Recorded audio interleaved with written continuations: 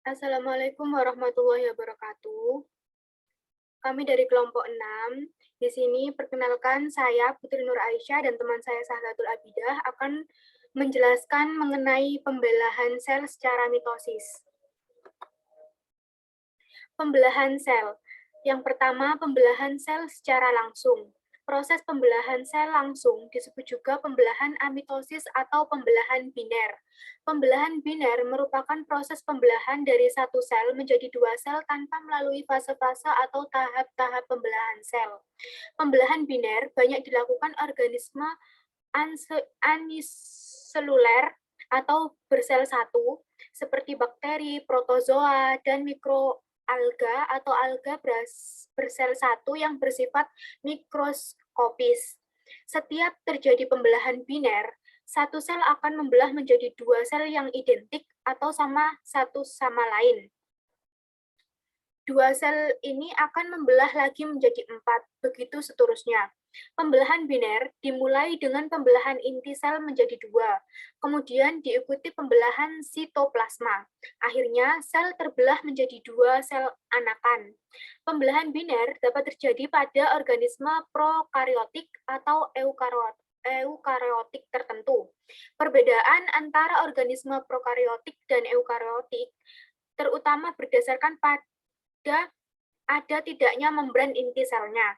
Membran inti sel tersebut membatasi cairan pada inti sel atau nukleoplasma dengan cairan di luar inti sel. Tempat terdapatnya organel sel atau sitoplasma, organisme prokariotik tidak mempunyai membran inti sel, sedangkan organisme eukariotik mempunyai membran inti sel. Oleh karena itu, eukariotik dikatakan mempunyai inti sel atau nukleus sejati. Pembelahan biner pada organisme prokariotik terjadi pada bakteri. DNA bakteri terdapat pada daerah yang disebut nukleoid. DNA pada bakteri relatif lebih kecil dibandingkan dengan DNA pada sel eukariotik. DNA pada bakteri terbentuk tunggal, panjang, dan sirkuler sehingga tidak perlu dikemas menjadi kromosom sebelum pembelahan. Yang kedua, pembelahan sel secara tidak langsung atau mitosis dan meiosis. Pembelahan sel secara tidak langsung adalah pembelahan yang melalui tahapan-tahapan tertentu. Setiap tahapan pembelahan ditandai dengan penampakan kromosom yang berbeda-beda. Telah mengetahui bahwa di dalam inti sel terdapat benang-benang kromatin. Ketika sel akan membelah, benang-benang kromatin ini menebal dan memendek, yang kemudian disebut kromosom. Kromosom dapat berikatan dengan warna tertentu sehingga mudah diamati dengan mikroskop. Hasil penelitian menunjukkan bahwa kromosom merupakan benang pembawa sifat. Di dalam kromosom terdapat gen sebagai faktor pembawa sifat keturunan. Pada waktu sel sedang membelah, terjadi proses pembagian kromosom di dalamnya. Tingkah laku kromosom selama sel membelah dibedakan menjadi fase-fase atau tahap-tahap pembelahan sel. Pembelahan sel yang terjadi melalui fase-fase itulah yang disebut pembelahan secara tidak langsung. Kemudian proses keperawatan. Pembelahan sel secara mitosis merupakan sejumlah tahapan tertentu. Sebenarnya pembelahan mitosis hanyalah sebagian kecil dari siklus sel. Siklus sel terdiri dari fase pembelahan mitosis atau M dan periode pertumbuhan yang disebut interfase. Interfase merupakan bagian terbesar dari siklus sel. Interfase terdiri dari 3 subfase, yaitu fase G1 atau pertumbuhan primer, fase S atau sintesis, dan fase G2 atau pertumbuhan sekunder. Pembelahan mitosis merupakan pembelahan yang menghasilkan sel-sel tubuh atau sel somatik. Secara garis besar, pembelahan sel secara mitosis terdiri dari fase istirahat atau interfase, fase pembelahan inti sel atau karyokinesis, dan fase pembelahan sitoplasma atau sitokinesis. Kemudian pembelahan sel secara mitosis. Yang pertama, interfase atau fase istirahat. Pada tahap ini, sel dianggap sedang istirahat dan tidak melakukan pembelahan. Namun, interfase merupakan tahap yang penting untuk mempersiapkan pembelahan atau melakukan metabolisme sel. Pada interfase, tingkah laku kromosom tidak tampak karena berbentuk benang-benang kromatin yang halus. Walaupun begitu, sel anak yang baru terbentuk sudah melakukan metabolisme. Sel perlu tumbuh dan melakukan berbagai sintesis sebelum memasuki proses pembelahan berikutnya. Pada saat interfase, sel mengalami subfase sebagai berikut. A. Fase pertumbuhan primer atau growth 1, disingkat G1. Sel yang baru terbentuk mengalami pertumbuhan tahap pertama. Pada subfase ini, sel-sel belum mengadakan replikasi DNA yang masih bersifat 2N atau diploid. Sementara organel-organel yang ada di dalam sel, seperti mitokondria, retikulum, endoplasma, kompleks Golgi, dan organel lainnya memperbanyak diri guna menunjang kehidupan sel. Yang B, fase sintesis atau S. Pada fase ini, sel melakukan sintesis materi genetik. Materi genetik adalah bahan-bahan yang akan diwariskan kepada keturunannya, yaitu DNA. DNA dalam inti sel mengalami replikasi atau penggandaan jumlah salinan. Jadi, fase sintesis atau penyusun menghasilkan 2 salinan DNA. Kemudian C, fase pertumbuhan sekunder atau growth 2 disingkat G2. Setelah DNA mengalami replikasi, subfase berikutnya adalah pertumbuhan sekunder atau G2. Pada subfase ini, sel memperbanyak organel-organel yang dimilikinya. Ini bertujuan agar organel-organel tersebut dapat diwariskan kepada setiap sel turunannya. Pada subfase ini, replikasi DNA telah selesai, dan sel bersiap-siap mengadakan pembelahan secara mitosis. Selain itu, inti sel atau nukleus telah terbentuk dengan jelas dan terbungkus membran inti. Yang kedua ada pembelahan mitosis. Telah diketahui bahwa pembelahan mitosis menghasilkan sel anakan yang identik dengan induknya.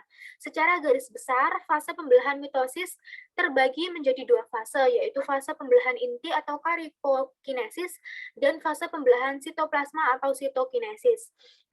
Karyokinesis adalah fase pembelahan inti sel. Secara rinci, fase karyokinesis dibagi menjadi 4 fase, yaitu profase, metafase, anafase, dan telofase.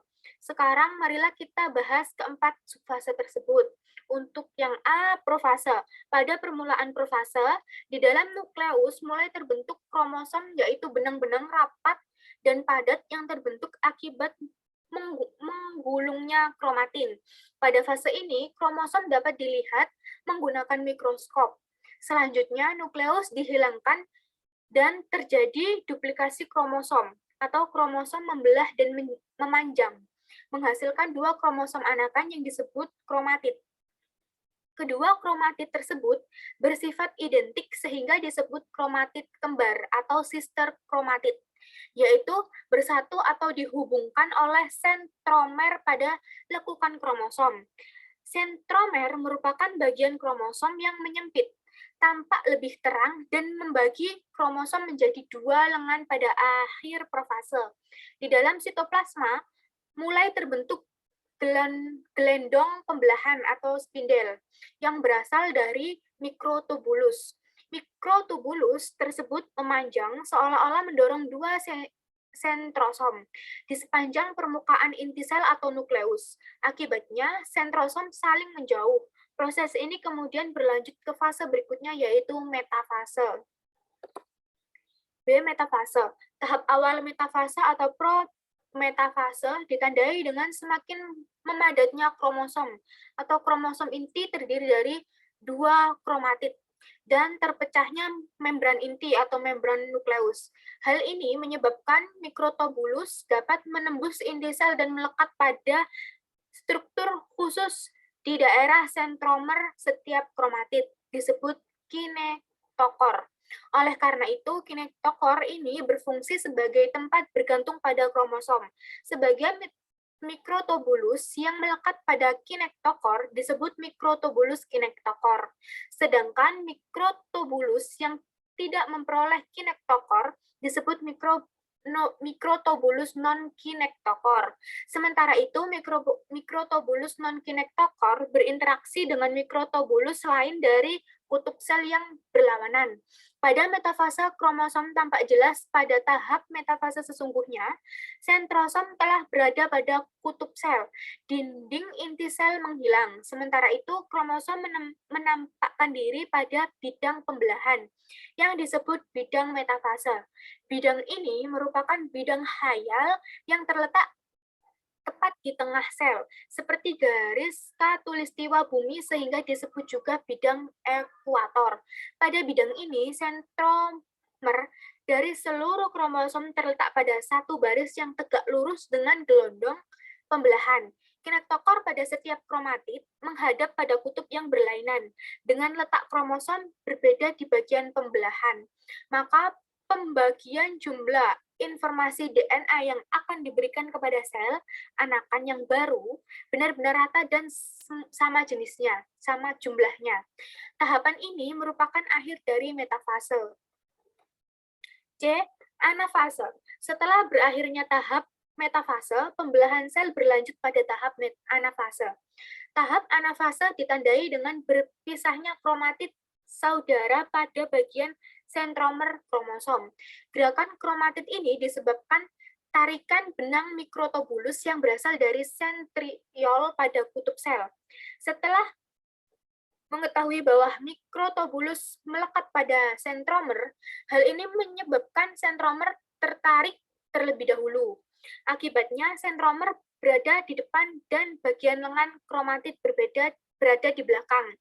Struktur ini seperti huruf V. Gerakan ini menempuh jarak sekitar 1 atau 10-6 meter tiap menit. Pada saat bersamaan, mikrotubulus non-kinetokor semakin memanjang sehingga jarak kedua kutub sel semakin jauh.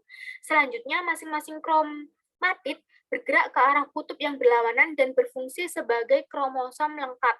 Dengan sifat keturunan yang sama atau identik, untuk menjalankan tugasnya ini, mikrotubulus telah mengalami peruraian pada bagian kinetokornya. Salah satu perbedaan sel tumbuhan dan sel hewan adalah ada tidaknya sentriol. Pada sel tumbuhan, peran sentriol digantikan oleh kromosom sehingga arah pembelahan tetap menuju ke kutub sel. Pada sel hewan, sentriol pada kutub sel merupakan arah yang dituju oleh gerakan kromatid pada pembelahan. Yang D, ada telofase. Pada tahap telofase ini, inti sel anakan terbentuk kembali dari fragmen-fragmen nukleus. Bentuk selnya memanjang akibat peran mikrotubulus non-kinetokor. Benang-benang kromatin mulai longgar. Dengan demikian, fase karyokinesis yang menghasilkan dua inti sel anak yang identik secara genetik telah berakhir. Namun, dua inti sel masih berada dalam satu sel. Agar kedua inti terpisah menjadi sel baru, perlu adanya pembelahan sitoplasma yang disebut sitokinesis. Sitokinesis terjadi segera setelah telofase selesai. Pada fase sitokinesis, terjadi pembelahan sitoplasma diikuti pembentukan sekat sel baru, sehingga terbentuk dua sel anakan. Pada sel hewan, sitokinesis ditandai dengan pembentukan alur pembelahan melalui pelekukan permukaan sel di sekitar bekas bidang ekuator. Di sepanjang alur melingkar terdapat mikrofilamen yang terdiri dari protein, aktin, dan miosin. Protein tersebut berperan dalam kontraksi otot atau gerakan sel yang lain. Kontraksi ini semakin ke dalam sehingga menjepit sel dan membagi isi sel menjadi dua bagian yang sama. Berbeda dengan sel hewan, sel tumbuhan mempunyai dinding sel yang keras. Oleh karena itu, pada sitokinesis tidak terbentuk alur pembelahan. Sitokinesis terjadi dengan pembentukan pelat sel atau sel plat yang terbentuk oleh vesikula di sekitar bidang eukator. Vesikula-vesikula yang dibentuk oleh bidang Golgi tersebut saling bergabung. Penggabungan juga terjadi dengan membran plasma diikuti terbentuknya dinding sel yang baru oleh materi dinding sel yang dibawa oleh vesikula. Selanjutnya akan dilanjutkan oleh teman saya Sahlatul. gametogenesis dan pewarisan sifat. Sebelum menjadi individu baru, baik pada tumbuhan maupun hewan, tentunya diperlukan bahan baku atau cikal bakal pembentuk individu baru tersebut. Pada proses perkembangbiakan generatif atau seksual, hewan maupun tumbuhan, bahan baku tersebut berupa sel kelamin yang disebut gamet.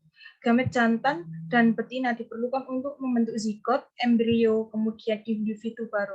Nah, pada materi berikut ini akan dibahas tentang proses pembentukan gamet, baik jantan maupun betina yang disebut gametogenesis.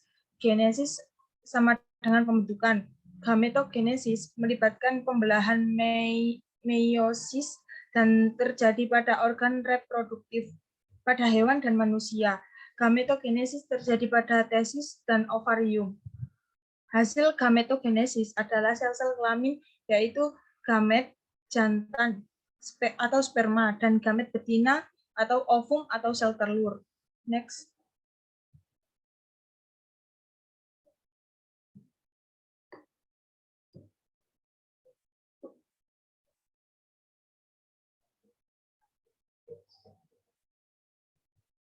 Satu, gametogenesis. Gametogenesis memegang peran yang sangat penting dalam perkembangbiakan, seperti yang sudah kita ketahui bersama bahwa mitosis menghasilkan sel baru yang jumlah kromosomnya sama persis dengan sel induk yang bersifat diploid 2N, yaitu 23 pasang per 46 kromosom, sedangkan pada meiosis jumlah kromosom pada sel baru hanya bersifat haploid N, yaitu 23 kromosom.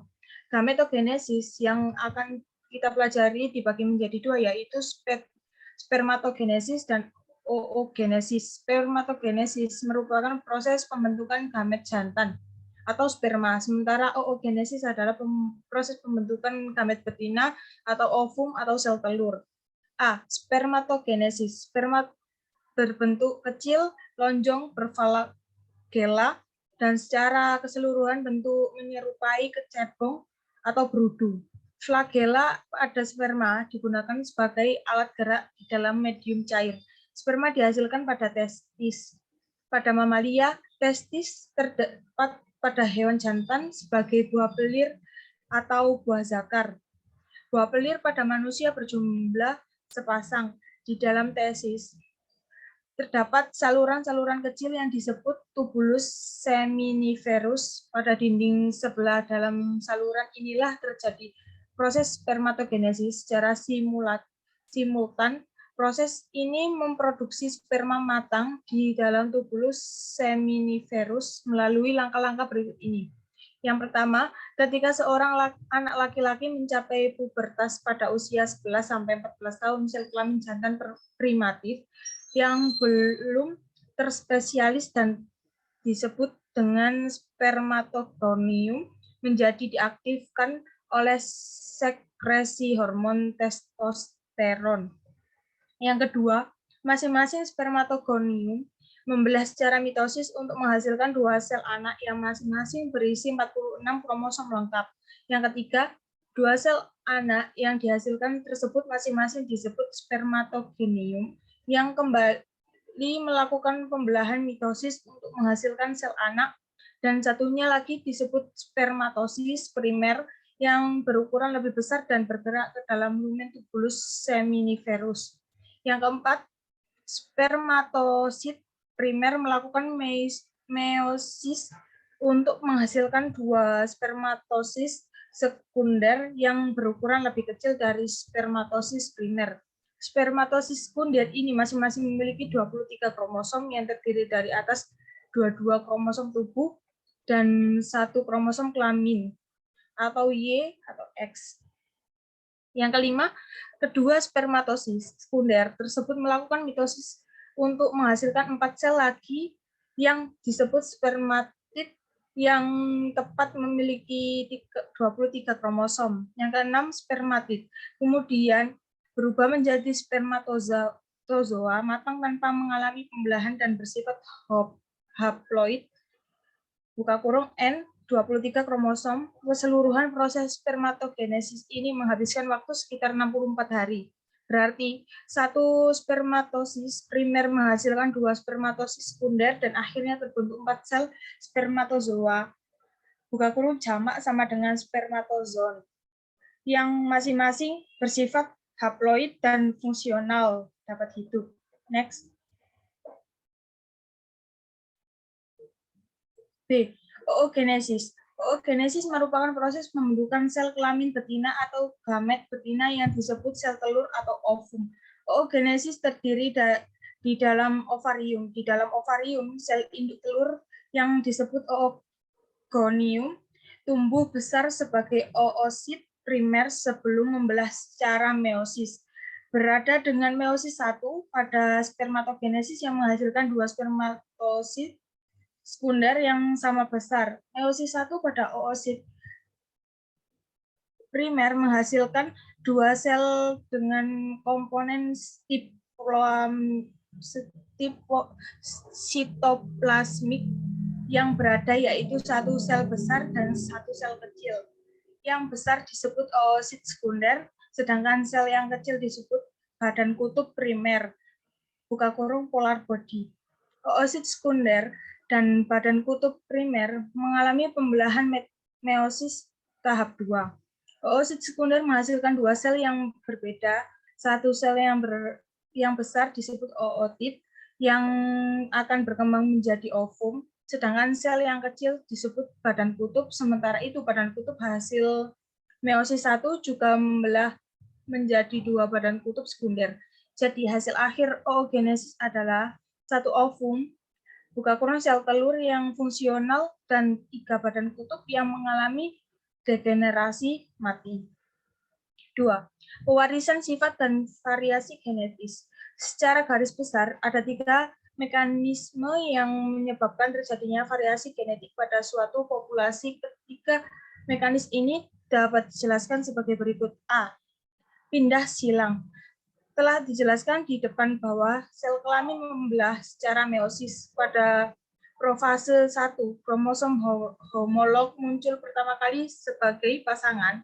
Kromosom-kromosom homolog ini saling bersalingan pada kias mata. Pada kias mata inilah terjadi pindah silang, buka kurung crossing over. Materi genetik dari kromosom 1 ke kromosom lainnya. Pindah silang ini terjadi ketika 2 kromatid dari kromosom yang berada bertukar tempat. Kromatid yang sudah tidak identik lagi dengan kromatid saudaranya karena terjadi pindah silang disebut gate. Terjadinya pindah silang ini pada manusia 2 atau 3 kasus. Kejadian pindah silang dapat terjadi untuk setiap pasangan kromosom. Next.